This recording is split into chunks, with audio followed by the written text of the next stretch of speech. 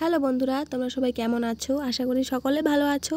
আমরাও অনেক অনেক ভালো আছি। হ্যাঁ, দেখতেই পারছো আমার ওজন মানসিক দেওয়া হচ্ছে।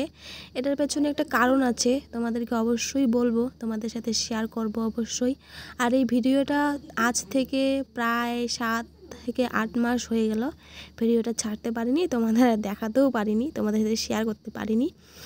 আর তোমরা অনেকে জানো, অনেকের মধ্যেই আছে ওজন মানসিক, অনেকেই দেয়, আমি দেখেছি। কিন্তু আমার ওজন মানসিকটা অনেক দেরি হয়ে গিয়েছে দিতে। আমি 20 বছরে পা দিয়েছি, তারপরে আমার ওজন মানসিক দেওয়া হচ্ছে। আর কি হয়েছে বলো তো, কারণটা বলছি তোমাদের। আমি যখন ছোট ছিলাম, আমার একটা রোগ ছিল, শ্বাসকষ্ট। খুবই কষ্ট হতো, জানোই তোমরা, শ্বাসকষ্ট ভীষণই কষ্টকর একটা রোগ। ভীষণই কষ্ট হতো আমার শ্বাস নিতে পারতাম না। তখন মা ঠাম্মা মিলে এই ওজন মানসিকটা করেছিল ঠাকুরের কাছে, আর সেটাই দিচ্ছে। আর এটা তো ছোট থাকতেই দেয়, যখন মুখে ভাত হয় তখনই দেয়। আর আমার কি হয়েছে, একটা কারণবশত আমার মুখে ভাতটা আর হলো না, এই ওজন মানসিকটাও আর দেওয়া হয়নি। তাই অনেকটা বড় হয়ে গিয়েছি।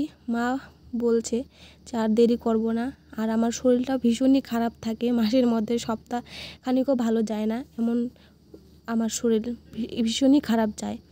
তারপরে এবার আর বেশি দেরি না করে ওজন মানসিকটা দিয়ে দিচ্ছে।